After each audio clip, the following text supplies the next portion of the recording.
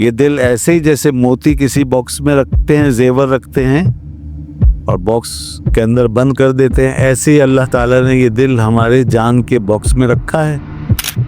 اب یہ خندہ پیشانی اور یہ مسکراہٹ اور یہ ظاہر کا کھلکھلانا، یہ جو ہے نا، یہ بتا دیتا ہے کہ اندر اس باکس کے اندر کتنا قیمتی موتی ہے، اس دل میں کیا ہے۔ کیونکہ موتی اس لیے کہا کہ یہ معرفت ہے، دل معرفت کا مرکز ہے، اور معرفت ایک نور کو کہتے ہیں، تو اب موتی بھی چمکتا ہے، لہذا یہ نور جو باطن کا ہے، یہ آپ کا جب آپ کی مسکراہٹ اور آپ کی خندہ پیشانی کے اندر چمک رہا ہوگا تو یہ لوگوں کو خود پتہ چل جائے گا۔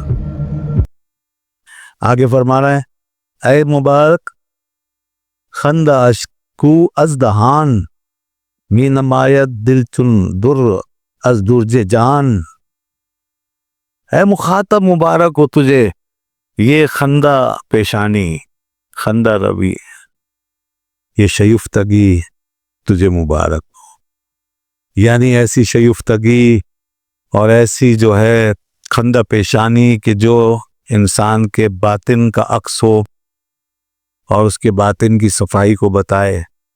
کہتے ہیں کہ کو از دہان، کہ یہ خندہ پیشانی جو ہے یہ دہان سے یعنی منہ سے، می نمایت دل، یہ دل کو ظاہر کر دیتی ہے۔ مبارک ہو تمہیں ایسی خندہ پیشانی جو آدمی کے دل کو بتا دے۔ چن در، کیسا؟ جیسے کہ کوئی موتی ہے، موتی کی طرح، لائک اے پرل، جو کہ آپ کے دل کو موتی کی طرح لوگوں کے سامنے چمکا کر رکھ دے۔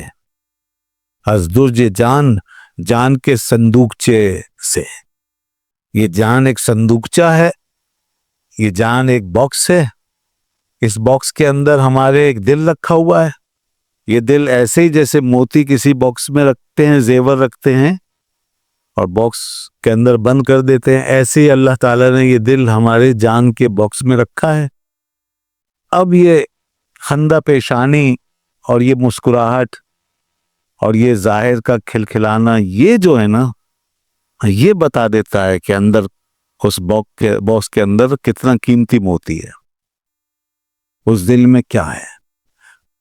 کیونکہ موتی اس لیے کہا کہ یہ معرفت ہے، دل معرفت کا مرکز ہے، اور معرفت ایک نور کو کہتے ہیں، تو اب موتی بھی چمکتا ہے، لہذا یہ نور جو باطن کا ہے، یہ آپ کا جب آپ کی مسکراہٹ اور آپ کی خندہ پیشانی کے اندر چمک رہا ہوگا تو یہ لوگوں کو خود پتہ چل جائے گا کہ یہ شخص جو ہے یہ اپنی کس کیفیت کے ساتھ مسکراتا اور کھلکھلاتا ہے۔ اور اس کے مقابلے میں دوسری چیز جو ہے نا، بناوٹی، اس کا آگے ذکر کریں گے، اس میں یہ نہ ایسی نورانیت ہوگی نہ ایسی کشش ہو، اور اس کو دیکھ دیکھ کے غصہ آئے گا، جتنا وہ ہنسے گا اور مسکرائے گا اتنے غصہ۔ جیسے آج کے لیڈر لوگوں کے سامنے کھڑے ہو کے جب مسکراتے ہیں یا کچھ بھی کرتے ہیں تو قوم کو غصہ آتا ہے، قوم دور سے پہچان لیتی ہے، مکار، دھوکے باز، یہ جو مسکرا رہا ہے اور جو باتیں کر رہا ہے اور جو منہ کھول کے سنا رہا ہے، یہ سب دھوکہ اور فراڈ ہے، کچھ نہیں ہونا۔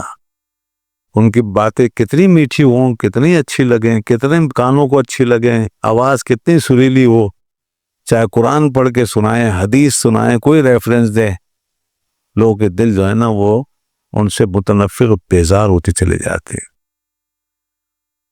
تو جناب یہ پہچان ہے آدمی کی، اور اچھے لوگوں کی مسکراہٹیں ہمیں اپنی طرف وہ کھینچتی رہتی ہیں اور ان کی ہمارے دلوں میں جگہ بنتی رہتی ہے۔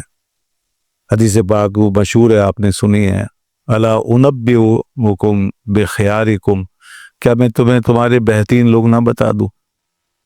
عرض کی قالوا بلا، کیوں نہیں یا رسول اللہ صلی اللہ علیہ وسلم؟ فرمایا خیارکم الذین اذا رؤوا ذکر اللہ، تمہارے بہترین لوگ وہ ہیں جنہیں دیکھو تو اللہ یاد آ جائے۔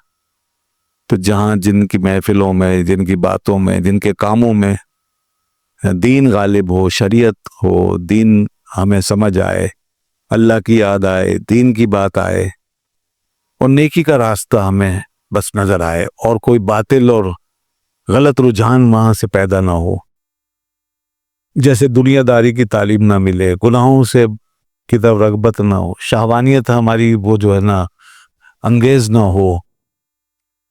تو جہاں یہ نہیں ہے تو وہاں پر پھر یہی ہے کہ آپ کو سیدھا راستہ ہی جو ہے وہ مل رہا ہے, آپ کو دین کی باتیں پتہ چل رہی ہیں, آپ کو وہاں اللہ کی محبت مل رہی ہے, آپ کو وہاں اچھے لوگوں کی بات مل رہی ہے. بس یہ اچھی چیز ہے, اور ایسے ماحول اور ایسے لوگوں کی صحبت کو بس اختیار کرتے رہو, اسی میں دین کی حفاظت ہے. اذا ذکر اللہ. نبی پاک صلی اللہ علیہ وسلم کا طریقہ کار ایسا تھا کہ دل انور میں آپ سے زیادہ کوئی ایسا نہیں تھا, کسی کا دل بھی کہ جو آپ سے زیادہ رنجیدہ ہو اور آپ سے زیادہ غمناک ہو, کسی کا دل بھی ایسا نہیں تھا. آپ کا دل سب سے زیادہ افسردہ اور غمگین رہتا تھا, فکر آخرت میں, اللہ کی یاد میں, لیکن چہرے پاک ہمیشہ مسکراتا رہتے. سبحان اللہ. چہرے پاک کے اوپر ایک ایسے جیسے پھول کھلا ہوتا ہے, یہ تو تشبیہ سمجھانے کے لیے, ورنہ آپ کو اللہ نے ہر ایک چیز سے زیادہ حسین بنایا. جیسے پھول ہر وقت کھلا رہتا ہے, بس پھول کا کام ہی کھلکھلانا ہے, تو آپ کا چہرے پاک اس طرح متبسم رہتا تھا. حضرت حارث بن عبداللہ, بلکہ عبداللہ بن حارث رضی اللہ عنہ, وہ فرماتے ہیں کہ ما رأیت احدن اکثر تبسما من رسول اللہ صلی اللہ علیہ وآلہ وسلم. میں نے کسی ایک کو بھی رسول اللہ صلی اللہ علیہ وسلم سے زیادہ مسکراتے ہوئے نہیں دیکھا. اکثر تبسما, آپ کو ہمیشہ مسکراتے ہوئے پایا. یہ تھا نبی پاک صلی اللہ علیہ وسلم کا اخلاق عالیہ. یہی وجہ ہے کہ حضرت علی رضی اللہ عنہ فرماتے ہیں جو پہلی دفعہ آتا تو اول رویت میں اس پر ہیبت طاری ہو جاتی, اور جب وہ آپ کے پاس بیٹھ جاتا تو پھر وہ آپ کا ہی ہو جاتا تھا. تو پہلی دفعہ دیکھتا, من رآہ بدیہۃ ہابہ, اور جب آپ کی خدمت میں حاضر ہو جاتے, بیٹھ جاتے, اور کچھ وقت گزرتا تو آپ کے عاشق ہو کے اٹھتے, لو آپ کی محبت سے معمور ہو کے اٹھتے. تو یہ ہے. اب دیکھیے دوسرا والا جو خندہ ہوتا ہے جس میں پیچھے کوئی اخلاص نہیں ہوتا, ریاکاری کا, مفاد کا خندہ, مسکرا رہا ہے لوگوں کے ساتھ لیکن اپنے فائدے کے لیے. وہ جو اکثر پیشہ ور لوگوں کا کام ہے, جن کو پیسہ کمانا ہے, جن کو گاہک بنانا ہے آپ کو, تو وہ بھی بہت مسکرا کے بڑے پیار سے محبت سے ملے, لیکن وہ اپنے مفاد کے لیے ملے, اور ان کی تاثیر جو ہے وہ وقتی ہوتی ہے. فرمایا نا مبارک خندائی آن لالب ببد کس دہانے وہ سواد دل نمود. پیچھے تو کہا تھا نا مبارک ہو وہ خندہ پیشانی کہ جس سے دل کا ہیرا, دل کا موتی وہ ظاہر ہو گیا اور دل موتی کی طرح چمک کر باہر آ گیا. تو پیچھے اس کو مبارک کہا تھا, اور اس کو کہہ رہے ہیں نامبارک.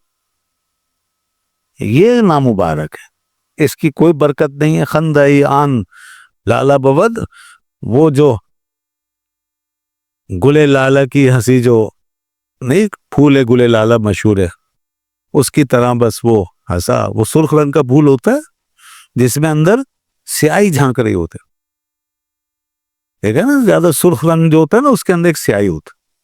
تو یہ جو ہے نا ایسا خندہ کہ گلے لالا کی طرح خندہ ہوا اور کھلکھلایا اور مسکرایا. کس دہانے او سواد دل نمود, اس کے منہ سے اس کے دل کی جو سیاہی ہے نا وہ ظاہر ہوئی.